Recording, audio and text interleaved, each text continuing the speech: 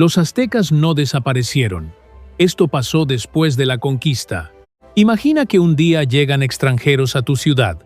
No conoces su idioma, no conoces sus armas, no conoces a sus dioses. En menos de 2 años destruyen todo lo que tu civilización construyó en siglos. Queman tus libros, derrumban tus templos, matan a tus líderes. Y entonces te preguntas, ¿qué haces después de eso? Esa pregunta no es hipotética, fue real. La vivieron millones de personas en el siglo XVI, en lo que hoy es México. Y la respuesta que encontraron cambió para siempre la historia de un continente entero, porque los aztecas no desaparecieron. Lo que pasó después de la conquista es una historia que casi nadie cuenta completa, y es mucho más fascinante, más complicada y más humana de lo que cualquier libro de texto te dijo. Para entender lo que pasó después, hay que entender primero lo que existía antes. El Imperio Mexica era en 1519 la potencia dominante de Mesoamérica. Su capital, Tenochtitlán, estaba construida sobre un lago y tenía entre 200,000 y 300,000 habitantes. Era, en ese momento, una de las ciudades más grandes del mundo. Más grande que Londres, más grande que Madrid. Tenía acueductos, mercados organizados, educación obligatoria para hombres y mujeres, astronomía avanzada y una red de tributación que conectaba a millones de personas a lo largo de toda la región. No era una sociedad primitiva, era una civilización en la cima de su poder. Y entonces llegó Hernán Cortés. Pero aquí viene el primer dato que cambia todo. La mayoría de la gente imagina la conquista como un enfrentamiento entre 500 españoles y un imperio de millones. Eso no fue lo que ocurrió. El Imperio Mexica tenía enemigos, muchos, pueblos sometidos que odiaban a los mexicas tanto o más de lo que iban a odiar a los españoles. Cortés los encontró, negoció con ellos y los convenció de que el enemigo común era Tenochtitlán. Para cuando el ejército de Cortés llegó a las puertas de la capital, estaba compuesto mayoritariamente por miles de guerreros indígenas aliados. La caída de Tenochtitlán, en agosto de 1521, no fue solo una victoria española. Fue también una victoria de los pueblos que el Imperio Mexica había dominado durante décadas. Ese detalle cambia completamente la manera de entender lo que vino después. Cuando Tenochtitlán cayó, el último tlatoani, Cuauhtémoc, fue capturado. La ciudad estaba destruida. Decenas de miles de personas habían muerto en el sitio. Muchos más por las epidemias de enfermedades europeas contra las cuales los mexicas no tenían ninguna defensa inmunológica. El mundo que los mexicas conocían había colapsado en 2 años, pero los mexicas seguían ahí. Y aquí ocurre algo que casi nadie espera. Los españoles no destruyeron completamente a la élite mexica. En realidad hicieron algo mucho más extraño. Los españoles necesitaban administrar un territorio inmenso con una población enorme y no podían hacerlo solos. No tenían los números, no tenían el conocimiento del terreno, no tenían el idioma. Necesitaban intermediarios. Y los únicos intermediarios que existían eran los propios nobles indígenas, los que habían sobrevivido la conquista. Entonces ocurrió lo impensable. La nobleza mexica fue incorporada al sistema colonial. Los hijos y nietos de los señores mexicas aprendieron español. Fueron a los colegios que los franciscanos fundaron para ellos, como el Colegio de Santa Cruz de Tlatelolco, donde se enseñaba latín, filosofía y retórica. Algunos se convirtieron en escritores, en historiadores, en intelectuales que documentaron en su propio idioma la historia de su pueblo antes de la conquista. Sin ellos, no sabríamos casi nada de cómo era el mundo mexica antes de que llegaran los europeos. La mayoría de lo que conocemos hoy de la cultura azteca lo sabemos gracias a los propios aztecas que sobrevivieron y escribieron, pero eso no es todo. Al mismo tiempo, algo más estaba ocurriendo en las calles, en los hogares y en los campos. Millones de personas que no eran nobles, que no escribían en latín, ni negociaban con los colonizadores, seguían viviendo, seguían hablando náhuatl, seguían plantando maíz.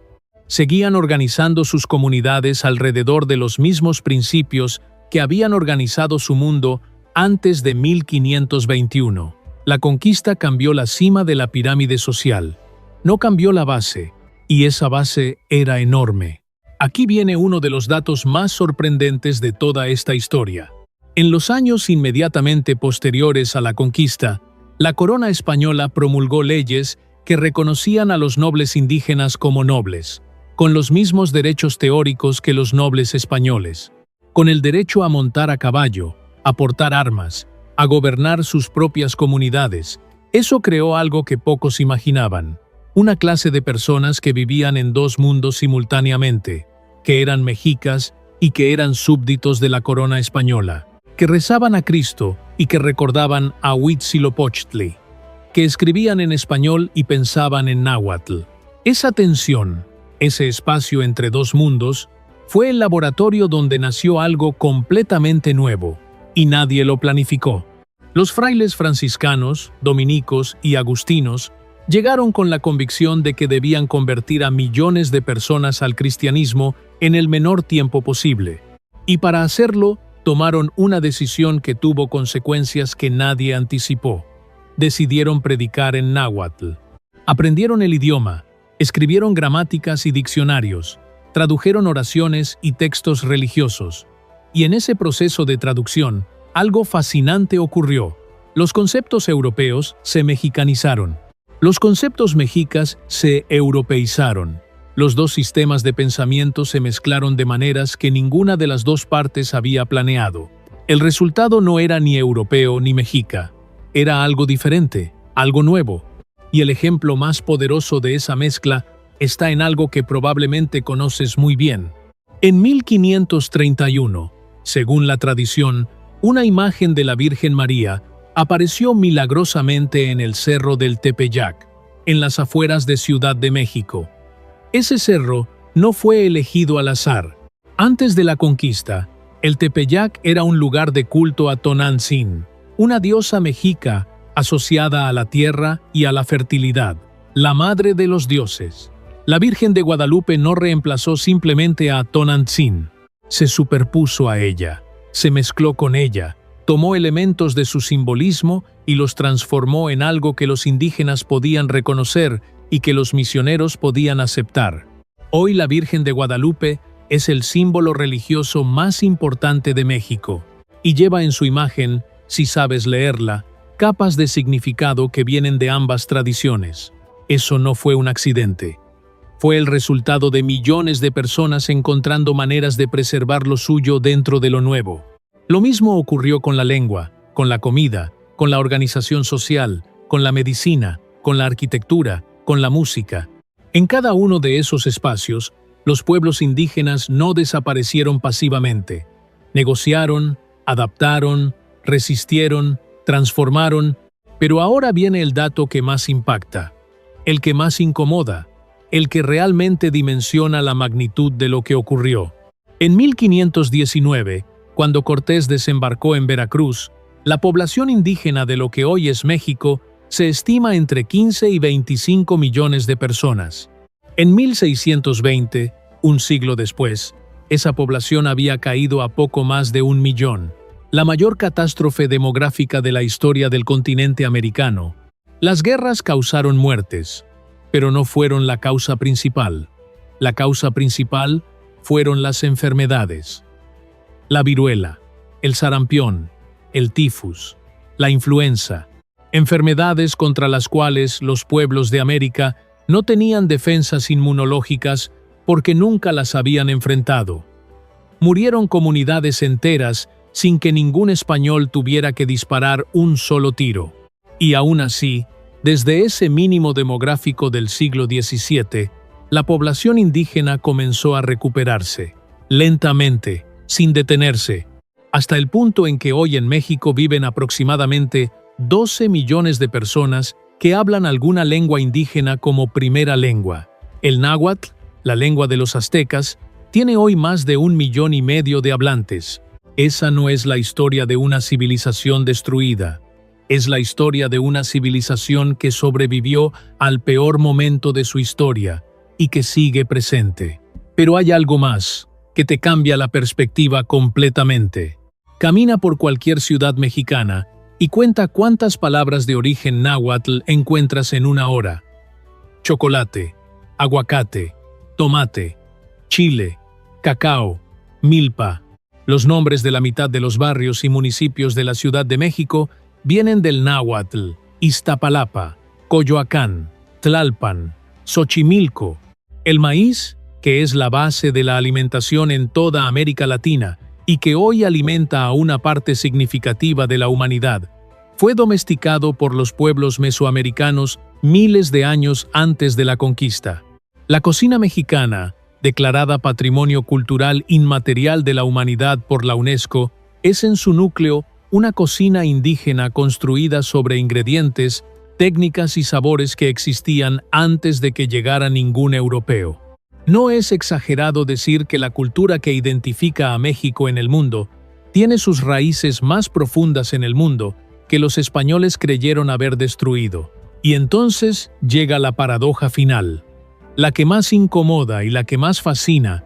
El Estado mexicano moderno construyó buena parte de su identidad nacional sobre la herencia indígena. El águila y la serpiente en la bandera mexicana viene de la fundación mítica de Tenochtitlán. Cuauhtémoc, el último tlatoani mexica, es un héroe nacional. Los murales de Diego Rivera en el Palacio Nacional representan el mundo prehispánico como un paraíso perdido. México como nación decidió identificarse con los vencidos, no con los vencedores. Esa decisión tiene sus propias contradicciones. Glorificar a los aztecas en los murales, mientras las comunidades indígenas vivas enfrentan discriminación y pobreza, no es una historia de reconciliación completa. Es una historia más difícil, más honesta, que todavía se está escribiendo, pero dice algo sobre el peso que esa civilización sigue teniendo 500 años después.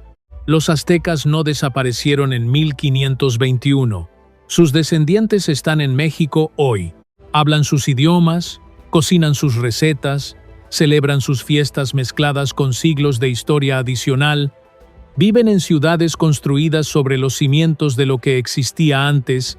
La conquista fue un trauma de proporciones inimaginables, pero los pueblos que la vivieron no se convirtieron en fantasmas, se convirtieron en otra cosa, algo que todavía estamos tratando de entender completamente.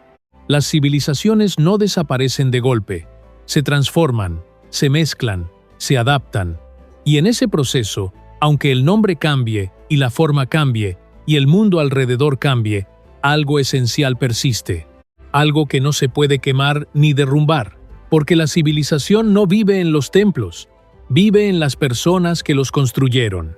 Hace 500 años, alguien se hizo la misma pregunta que abre esta historia. ¿Qué haces cuando destruyen todo lo que tu civilización construyó? La respuesta que encontraron es lo que hoy llamamos México.